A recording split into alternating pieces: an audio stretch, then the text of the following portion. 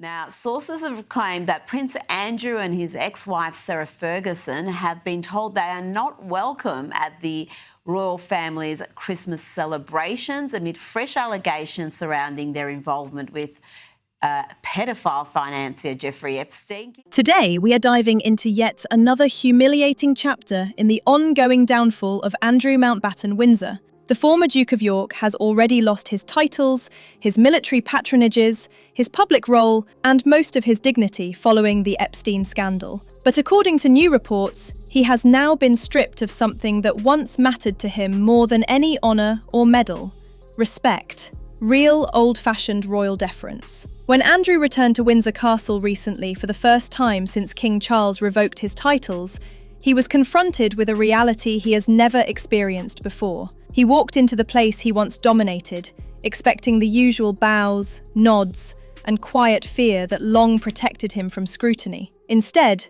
what he met was silence, stiff shoulders, and staff who treated him like any other private citizen. Andrew had a relationship of some sort with Virginia Roberts. She is the woman that Prince Andrew's got his arm around in this photo, dated 2001. At this point, she's 17. She subsequently alleged that Prince Andrew had sex with her 3 times. And for a man who spent decades insisting people salute him, address him as Your Royal Highness, and never put a foot wrong in his presence, this was the ultimate ego blow. But it wasn't the only hit to his ego. It became much, much worse. Tonight we break down the entire saga, why this shift matters, and how it links to Andrew's increasingly desperate attempts to cling onto relevance, housing, and the last scraps of royal privilege. Let us get into it. Reports from Ephraim Hardcastle in the Daily Mail claim that Andrew's recent return to Windsor was not the triumphant comeback he imagined. Instead, staff who once bowed nervously now stood upright. Guards who once offered crisp salutes looked the other way. Palace employees who always greeted him as Your Royal Highness reportedly relished calling him Mr. Mountbatten-Windsor. Prince Andrew was shocked into giving up his titles after King Charles threatened to take further action. It is understood. The king spelled out to his younger brother that he must jump or he'd be pushed, with decisive further action reportedly on the table. Imagine that for a moment.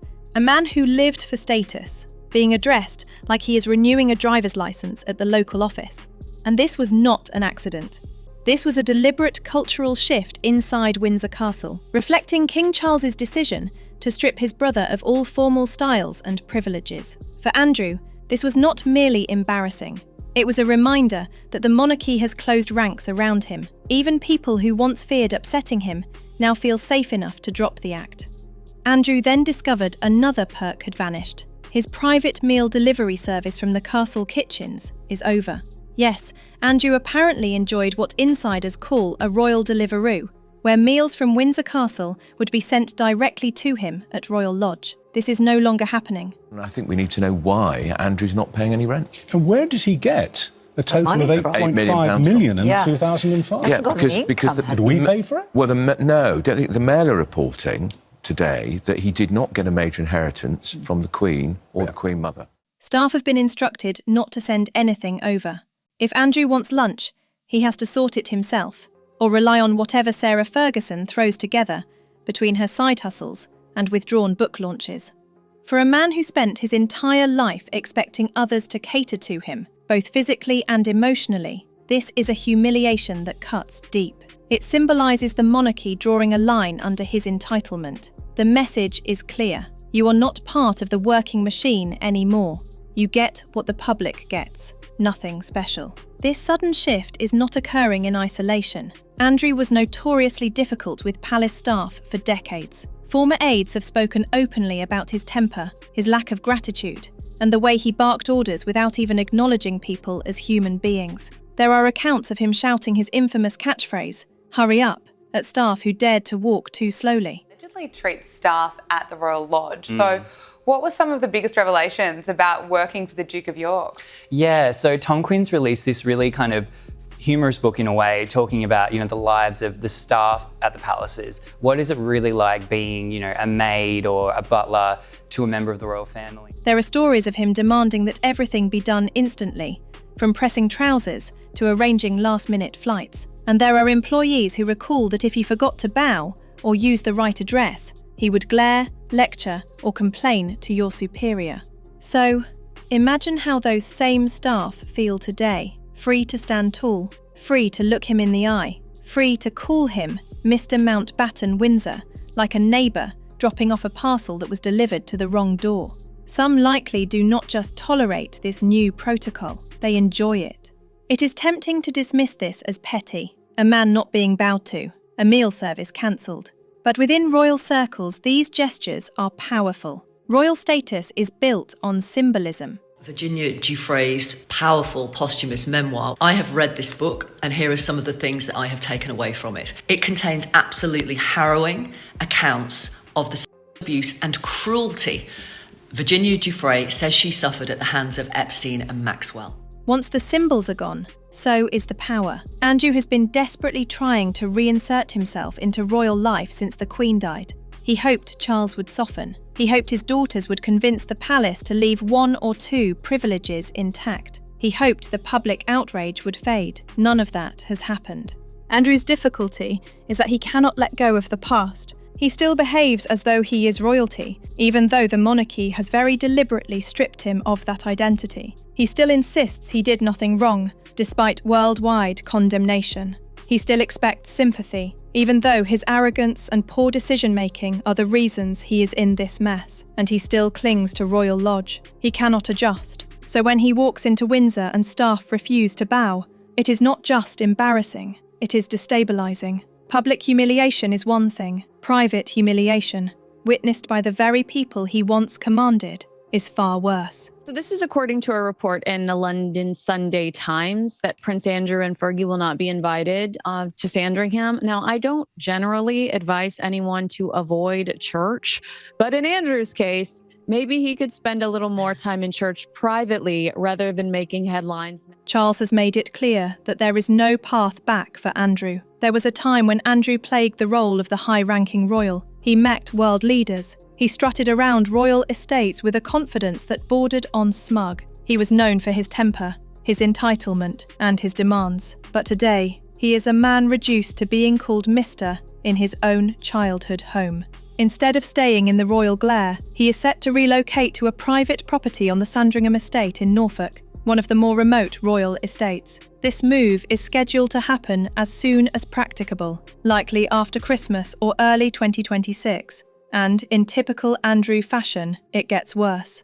Forget the tired back and forth about housing and titles. The most shocking development is the release of new emails exchanged between Andrew and Jeffrey Epstein's circle, and they are nothing short of devastating. In these messages, Andrew is not the calm, composed royal he pretended to be on camera. He is frantic, panicked, and completely overwhelmed. At one point he writes, "I can't take any more of this." That one line tells you everything. A man who spent decades posing as the confident, untouchable figurehead of royal entitlement, suddenly reduced to desperation.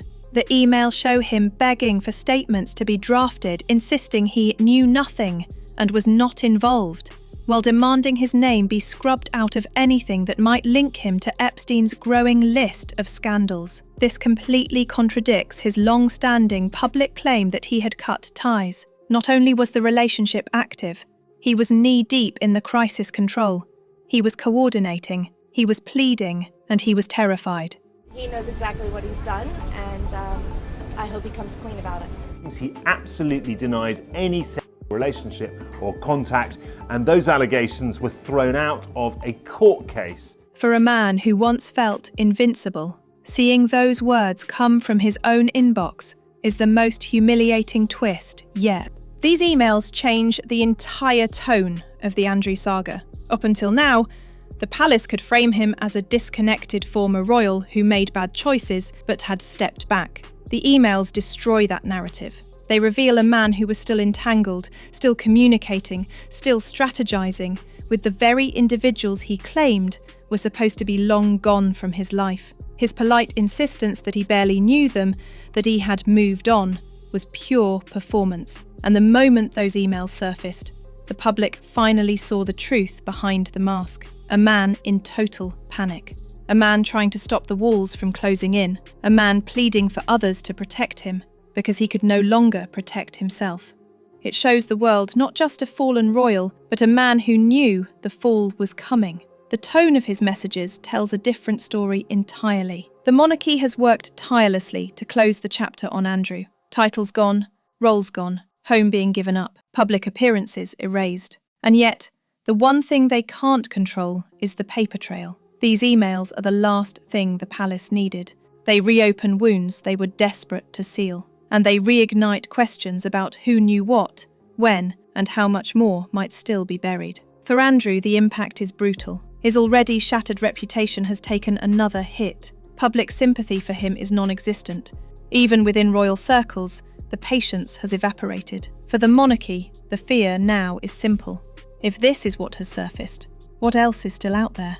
So this is where we are, a former royal stripped of privileges and position, now exposed in private messages that reveal a very different man behind the scenes. Not the confident, self-assured figure he once presented to the world, but someone frantic, frightened, and begging to escape the scandal he helped create. These emails are a turning point. They redefine his legacy and expose the cracks behind his public denials. The question now is not whether Andrew will recover, it's whether the monarchy can distance itself fast enough. If you enjoyed this breakdown, hit like, subscribe, and tell me what you think. Do these emails change everything? Does this seal the end of Andrew's public life, or was the damage done long ago? Leave a comment with your thoughts. I read every single one.